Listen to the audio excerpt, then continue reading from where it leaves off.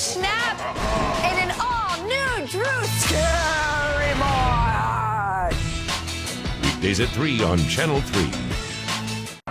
If I had a nickel for every time I'm going to say this is the time of year to get out and explore the beauty of the Tennessee Valley, I could retire, I guess, tomorrow. But Tricia Mims is here. She is with National Park Partners, and you're talking about getting out and exploring the beauty of our national parks, and also helping with a fundraising campaign to help the efforts at Moccasin Bend. Good to see you. Good to see you, Julie. Thanks for having me. So I'm curious about what you're doing with this. You're calling it Open the Gateway, is that right? Yes, Open the Gateway is the name of our campaign.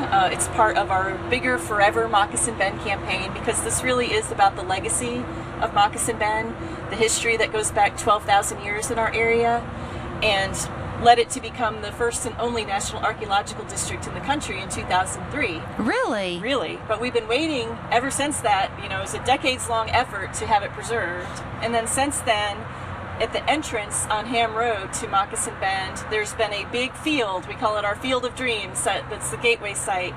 That's just been kind of waiting for a welcoming entrance to be able to greet visitors to the National Archaeological District. So our project is to open the gateway to Moccasin Bend and create visitor amenities. There will be a new parking area with restrooms, an accessible walkway that'll lead out to the Tennessee River with a covered pavilion for interpretive programming, and just, you know, the kind of amenities you would expect to see at a national park, but have been just kind of a long time coming. And so were you telling me that it's kind of a 2-for-1 match that you have going on at the moment? Yes. So the whole project is a 50-50 match between the National Park Service and public funds and private funds. The good old Chattanooga public-private match.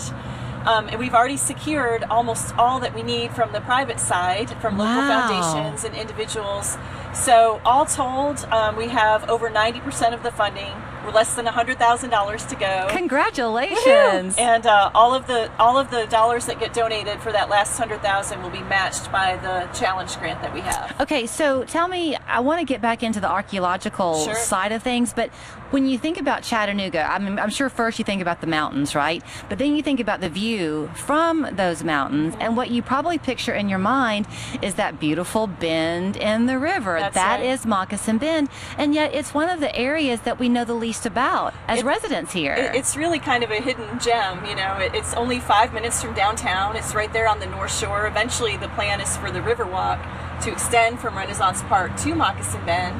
So it might feel a little like off the beaten path for now, but within the next few years it's going to be connected to all the other trail networks that we have, the Riverwalk, and they're anticipating up to 250,000 visitors annually, maybe post-COVID. Yeah. In addition to the about 1 million visitors a year that the national park already gets, that there will be so much interest and excitement about this new phase at Moccasin Bend. Will that be that 250,000? Will they be coming in part because of the archaeological distinction there? Absolutely. I mean, it's tremendous.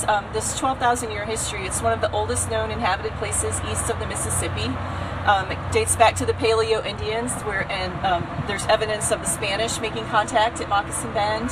There's a village site there where the Woodland Indians actually built dwellings and created a village on Moccasin Bend. So that's original. That's not a fabrication. That's the original site. It's actually the remnants of the walls are under the ground.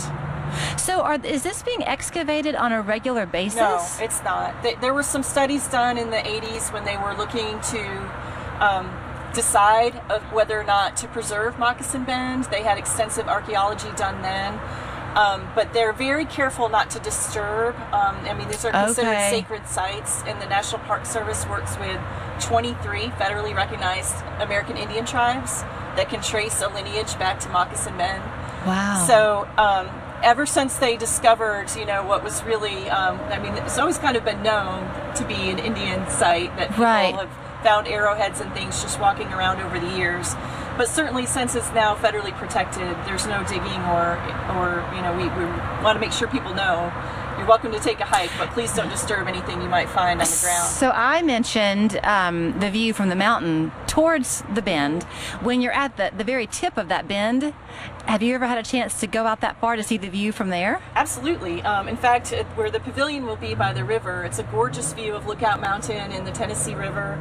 And the next phase, after the Open the Gateway phase, will be to create a trail system that goes up onto, it's the southern end of Stringer's Ridge on Moccasin Bend. And when you're up there, there are some of the best preserved Civil War earthworks where the U.S. Army had cannon that were exchanging sort of skirmish shots with the Confederate cannons on top of Lookout Mountain in between the Battle of Chickamauga and the battles for Chattanooga. So it's got not only this incredible archaeological history, but a very significant Civil War story as well. Are we unusual? I think we are in Chattanooga in the sense that we have so many different places and points of interest that make up our national park. Yes, there are 6 altogether. So Chickamauga Battlefield, Lookout Mountain Battlefield, Missionary Ridge, Signal Point, Orchard Knob, and then Moccasin Bend National Archaeological District was the newest one that joined the boundary of the park in 2003. So what are you asking people to do? Because I'm thinking for the person who has everything, and we all know that person, right? It's fun, though, to give something in honor of somebody. Absolutely. What a nice gift if you have a history lover in your family. Well, it absolutely is. Archaeology, history, outdoors, if people just want to know that they made a difference and they can bring their kids and grandkids back to this site for years to come and say, I helped do this. Yeah. Yes, all of those grants or gifts will be matched. In the meantime, can people go on their own and enjoy a pretty fall day at Moccasin Bend? Sure. There are 2 trails there right now. The Blue Blazes hiking trail is about a 1.5-mile loop that goes from Moccasin Bend Road out to the river and back. And then there's the Browns Ferry Federal Road Trace, which is just under a mile, but it follows the Trail of Tears route as well as the U.S. Army supply line out to Browns Ferry, so it ends right there at the river and then back to Moccasin Bend Road. So Okay. those 2 trails are there now. The Gateway site amenities are what we're working on achieving through this campaign. ForeverMoccasinBend.org is That's how where to you go. give. Yes. All right. Tricia, thank you so Thank you. much. It's always great to be with you. Put your hiking boots on. We're back after this. Boom, boom, boom, boom, boom, boom, boom, boom, boom, boom, boom, boom, boom, boom, boom, boom, boom, boom, boom,